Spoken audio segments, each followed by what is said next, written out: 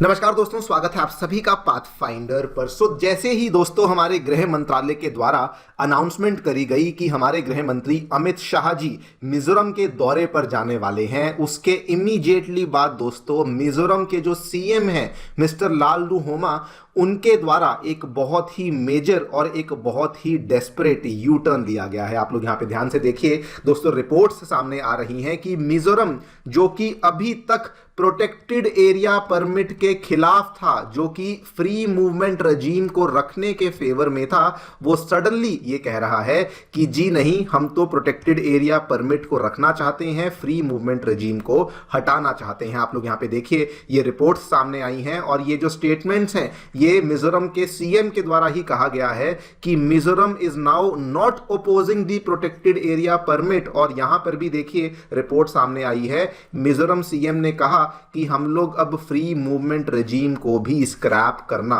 चाहते हैं, और बल्कि इस पूरी चीज को लेकर इन्होंने एक बहुत बेहतरीन कॉन्टेक्स्ट भी बनाया। इन्होंने कहा कि बहुत सारे वेस्टर्न मर्सनरीज हैं जो कि रशिया यूक्रेन वॉर में लड़ रहे थे, वो अब मिजोरम के माध्यम से मिजोरम को एक ट्रांजिट रूट बनाते हुए वहां से म्यांमार में घुसने का प्रयास कर रहे हैं। इसीलिए हमें मिजोरम में फॉरेनर्स के आने के ऊपर हमें प्रतिबंध लगाना चाहिए। एंड ये दोस्तों बहुत ज्यादा सरप्राइजिंग एंड शॉकिंग इसलिए बन जाता है बिकॉज यही मिजोरम के जो सीएम है दोस्तों, ये पहले प्रोटेक्टेड एरिया परमिट के खिलाफ थे, ये फ्री मूवमेंट रजीम को रखने के फेवर में थे, एंड यही वो सीएम थे जिन्होंने दोस्तों आज से कुछ ही महीने पहले ज़ोलैंड की मांग रखी थी कि एक लार्जर ज़ोलैंड को बनाया जाना चाहिए। और आज आप देख सकते हैं सडनली ये कहते हैं कि पीएपी भी यहां पर होना चाहिए और एफएमआर को हटा देना चाहिए। बात करेंगे इस पूरी डेवलपमेंट के बारे में कि आखिरकार यहां पे क्या कहा गया है मिजोरम के सीएम के द्वारा, ये सडनली इनके द्वारा जो ये यू टर्न लिया गया है ये किस वजह से लिया गया है, एंड ऑल्सो ये जो प्रोटेक्टेड एरिया परमिट और फ्री मूवमेंट रेजीम है इसको भी हम लोग थोड़ा विस्तार से समझेंगे। आइए शुरू करते हैं मेरे साथ। मेरा नाम है अनिरुद्ध। यदि आप लोग हमें फॉलो करना चाहते हैं, हमारे लेक्चर्स के अपडेट्स को प्राप्त करना चाहते हैं, तो यहां पर दिए गए टेलीग्राम चैनल्स के माध्यम से ऐसा कर सकते हैं। दोस्तों आगे बढ़ने से पहले बताना चाहूंगा कि आपकी यूपीएससी परीक्षा की तैयारी को आसान और अफोर्डेबल करने के लिए अनअकैडमी के द्वारा जितने भी यूपीएससी से संबंधित रिसोर्सेज थे वो अब आपके लिए निःशुल्क अवेलेबल करवा दिए हैं, जिसमें कि monthly current affair magazines, previous year questions, NCERT की नोट समरीज एंड साथ में प्रीलिम्स के लिए फ्री मॉक टेस्ट। ये सभी चीजें आपको नीचे डिस्क्रिप्शन बॉक्स में सिंगल लिंक दिया गया है, वहां पे जाकर के आप लोग वहां पे डाउनलोड कर सकते हैं। फिर भी कोई डाउट है, कोई भी आपको काउंसलिंग की आवश्यकता है, तो आप लोग स्क्रीन पे दिए गए फोन नंबर्स पे फोन कर सकते हैं एंड हमारी काउंसलिंग टीम भी आपको असिस्टेंस प्रोवाइड करवा देगी। ऑलराइट, सो क्या देखने को मिला है रिसेंटली दोस्तों, मिजोरम के जो चीफ मिनिस्टर हैं मिस्टर लालरुहोमा जी, ये अपनी मिजोरम की लेजिस्लेटिव असेंबली को एड्रेस कर रहे थे और वहीं पर इन्होंने कहा कि कई सारे वेस्टर्न मर्सनरीज हैं जो कि अभी तक रशिया यूक्रेन वॉर में लड़ा करते थे, वो अब क्या कर रहे हैं, वो यहां पर पहले तो वो मिजोरम में आ रहे हैं, मिजोरम से वो फ्री मूवमेंट रेजीम का फायदा उठाकर म्यांमार में चले जा रहे हैं और वहां पर जाकर के वो लोग बेसिकली म्यांमार के रेबल्स को एक तरीके से ट्रेनिंग दे रहे हैं। आपको बता दूं, मिजोरम और म्यांमार के बीच में 500 किलोमीटर से भी ज्यादा लंबा हमें बॉर्डर देखने को मिलता है, एंड इन्होंने इसी बात को कहा है कि वो वाला जो बॉर्डर है, क्योंकि वहां पे फ्री मूवमेंट रेजीम बनी हुई है, तो कई सारे वहां से वॉर वेटरन्स हैं जो कि पहले मिजोरम में आते हैं, मिजोरम से वो म्यांमार की चिन स्टेट में चले जाते हैं और वहां पर जो कई सारे रेबल्स हैं ये उनको ट्रेनिंग प्रोवाइड करते हैं सो दैट ये म्यांमार की जो मिलिट्री जुंटा है उनके खिलाफ बेसिकली लड़ सकें। आप यहां पे देखिए, इन्होंने कहा है कि हमारे पास स्पेसिफिक इंटेलिजेंस है कि यूक्रेन से वॉर वेटरन्स ऐसा कर रहे हैं, और ये स्टेटमेंट इन्होंने पब्लिकली इनकी जो असेंबली है मिजोरम की वहीं पर इस स्टेटमेंट को कहा है, और साथ में ये भी कहा है कि इस चीज का जो नेगेटिव इंपैक्ट है वो कल को इंडिया के ऊपर भी आ सकता है, बिकॉज इस चीज का जो स्पिल ओवर है उसका जो सिक्योरिटी कंसर्न है वो इंडिया के ऊपर भी आ सकता है। इतना ही नहीं, इन्होंने कहा कि बहुत सारे फॉरेनर्स हैं जो कि अभी गलत तरीके से मिजोरम में एंट्री कर रहे हैं, और इसीलिए इन्होंने कहा कि जो प्रोटेक्टेड एरिया परमिट की जो रेजीम है उसको मिजोरम में रखा जाना चाहिए। आप लोग यहां पे देखिए, इन्होंने कहा कि लगभग 2000 से भी ज्यादा वेस्टर्न विजिटर्स हैं जो कि पिछले साल लास्ट के 6 महीने में मिजोरम के अंदर आए थे, एंड वही वाले विजिटर्स जो हैं वो आगे जाकर के मिजोरम में इंस्टेबिलिटी को कॉज कर रहे हैं। बल्कि इन्होंने पिछले साल एक केस भी बताया, एक ब्रिटेन का कोई नेशनल नेशनल था डैनियल न्यूई, जिसको कि लेंगपुई एयरपोर्ट पे यहाँ पर अरेस्ट किया गया था फॉर कैरिंग लाइव एम्यूनिशन। और ये इन्होंने उदाहरण देते हुए कहा कि इन सब चीज़ों की वजह से हमारी जो सिक्योरिटी है, हमारे स्टेट की जो सुरक्षा है, वो यहाँ पर कॉम्प्रोमाइज हो रही है। और इसी बेसिस पर, इसी चीज़ को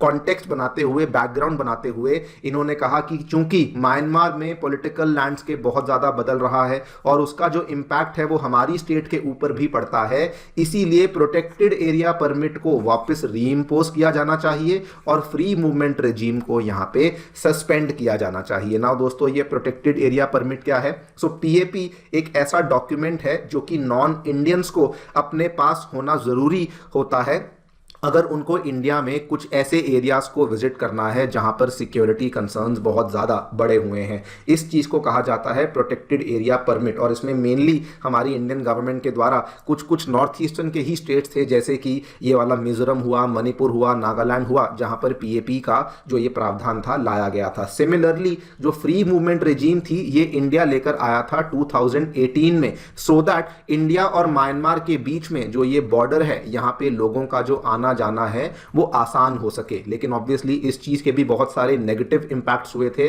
बिकॉज बहुत सारा drug trafficking, human trafficking, security concerns हो रहे थे। इसीलिए फ्री मूवमेंट रेजीम को भी सेंट्रल गवर्नमेंट हटाना चाहती थी। लेकिन ये जो मिजोरम के सीएम थे, ये इसको हटाने के फेवर में नहीं थे। लेकिन आज दोस्तों सडनली आप देखिए, ये यहां पर कह रहे हैं कि certain developments have now reinforce the need for stricter regulations, और इसीलिए पीएपी को रीइंपोज किया जाना चाहिए और एफएमआर को यहां पर हटा देना चाहिए। इनके आप यहां पर देखिए कंप्लीटली जो स्टैंड है वो बदल चुका है और ये अब सेंट्रल गवर्नमेंट को फेवर कर रहे हैं। नाउ ये बहुत बड़ा सरप्राइजिंग यू टर्न क्यों बन जाता है? बिकॉज मैं आपको इनके पुराने स्टैंड दिखाता हूं दोस्तों। पहले इनका स्टैंड क्या था? सबसे पहले तो ये एफएमआर के इतने ज्यादा फेवर में थे दोस्तों कि जब केंद्रीय सरकार के द्वारा इंडिया म्यांमार बॉर्डर को फेंसिंग करने का प्रस्ताव सामने रखा गया था, बल्कि हमारी जो सरकार है उन्होंने 30,000 करोड़ का प्रोजेक्ट यहां पर पेश किया था एमएचए के द्वारा, तो उस समय मिजोरम ने अपनी असेंबली में रेजोल्यूशन को पास किया था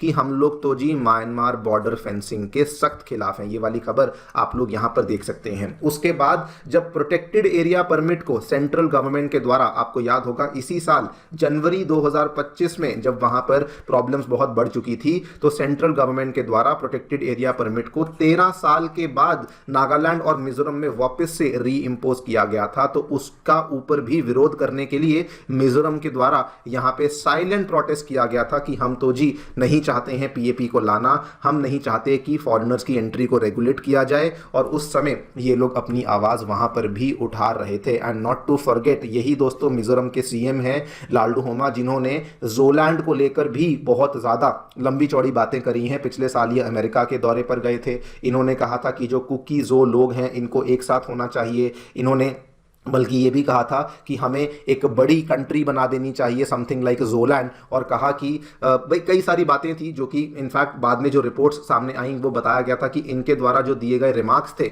वो डायरेक्टली इंडिया की सोवरेनिटी को ही अंडरमाइन करते हैं। इन्होंने फर्दर ये भी कहा, बल्कि इस चीज़ को लेकर दुख जताया कि जो नॉर्थ ईस्ट इंडिया की चर्च है, इन्होंने कहा कि वो रियलिटी नहीं बन पाई। इस चीज़ का मुझे बहुत दुख है। एंड इवन जो यहाँ पर अलग अलग church of south India, church of north India बननी थी, वो भी यहाँ पर नहीं बन पाई। इस चीज़ को लेकर भी इन्होंने उसी स्पीच में अपना दुख यहाँ पे जताया था। तो आप देख सकते हैं दोस्तों कि इनका जो अभी तक स्टैंड था वो क्या था। एंड जो बची कुची कसर थी वो इन्होंने रिसेंटली पूरी करी, जब म्यांमार के जो चिन स्टेट के रेबल्स थे उनको दोस्तों इन्होंने यूनाइट करवाया था अपनी प्रेजेंस में। ये सभी के सभी जो लोग हैं ये म्यांमार की चिन स्टेट में मिलिट्री हुंटा के खिलाफ लड़ाई करने वाले रेबल्स थे, जिनको इन्होंने यहाँ पर मर्जर पैक्ट साइन करवाया था। आप लोग यहाँ पे देखिए, Myanmar rebel groups sign merger pact in Mizoram in the presence of CM Lalduhoma. और ये बल्कि चिन यूनिटी को एडवोकेट कर रहे थे। और इन्होंने कहा कि द रीजन कि मैं यहाँ पर ये हेल्प कर रहा हूँ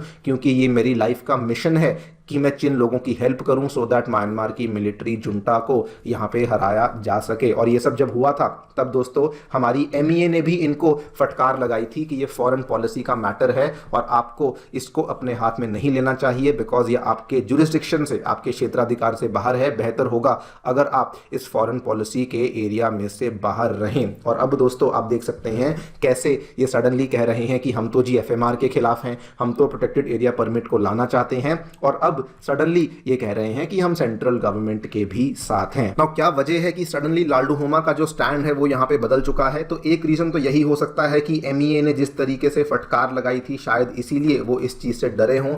लेकिन मैं समझता हूं इसके पीछे भी कुछ और पॉलिटिक्स है जो कि चल रही है। आपको बता दूं, हमारे जो HM अमित शाह जब इन्होंने अनाउंसमेंट करी थी कि ये मिजोरम के दौरे पर जाने वाले हैं, तो दोस्तों हमारा जो रूलिंग गवर्नमेंट है सेंटर पे और जो मिजोरम की second largest national political party है मिजो नेशनल फ्रंट, वहां पर दोस्तों इन दोनों में हमारी रूलिंग गवर्नमेंट बीजेपी एंड साथ में मिजो नेशनल फ्रंट के बीच में ये दोनों दोस्तों NDA का हिस्सा यहां पे देखने को मिलते हैं। तो this might be a major reason कि वो बेसिकली कुछ पॉलिटिकल गेन्स के लिए, कुछ पॉलिटिकल वोट बैंक के लिए शायद इस तरीके की चीजें यहां पर लालडूहोमा के द्वारा करी गई हैं। बाकी देखते हैं क्या होता है। आपकी क्या राय है, किस वजह से ये सडनली हमें यू टर्न देखने को मिला है? आप भी हमें बताएं कमेंट सेक्शन में। Thank you so much for listening, stay tuned and